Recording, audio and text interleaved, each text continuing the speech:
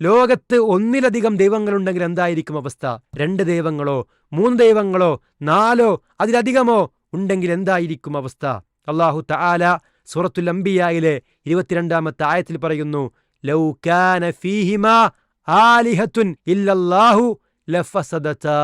അല്ലാഹുവിന് പുറമെ മറ്റു ഇലാഹുമാർ ലോകത്തുണ്ടാകുമായിരുന്നെങ്കിൽ ലോകം തകർന്നു പോകുമായിരുന്നു.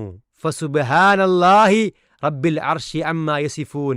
മഹത്തായ സിംഹാസനത്തിന്റെ ഉടമസ്ഥനായ അല്ലാഹു പരിശുദ്ധനാകുന്നു അവർ വിശേഷിപ്പിക്കുന്നതിൽ നിന്നെല്ലാം എന്നാണ്.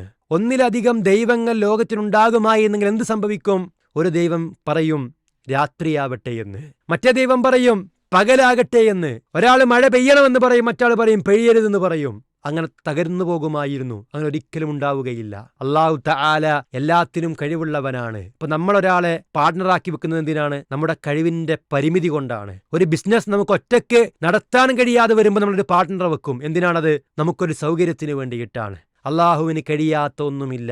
ഈ ലോകം നിയന്ത്രിക്കാൻ അവന് ആരുടെയും സഹായം ആവശ്യമില്ല. അതുകൊണ്ട് തന്നെ അവന്റെ കൂടെ വേറൊരു റബ്ബിന്റെയും ഒരു സൃഷ്ടികർത്താവിന്റെയും ആവശ്യമില്ല. സൂറത്തു അൽ മുഅ്മിനൂനിലെ 91-ാമത്തെ വചനത്തിൽ കാണാം, അല്ലാഹ് പറയുന്നു, മത്തഖദല്ലാഹു മിൻ വലദിൻ. അല്ലാഹു ഒരു സന്താനത്തെയും സ്വീകരിച്ചിട്ടില്ല. വമാ കാന മഅഹു മിൻ ഇലാഹ്. അവന്റെ കൂടെ വേറൊരു ഇലാഹുമില്ല.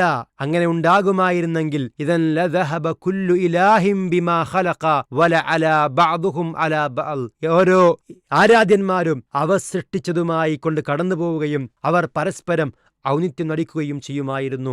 സുബ്ഹാനല്ലാഹി അമ്മാ യസിഫൂൻ. അവർ വിശേഷിപ്പിക്കുന്നതിനെല്ലാം അല്ലാഹു തആല പരിശുദ്ധനായിരിക്കുന്നു എന്നാണ്.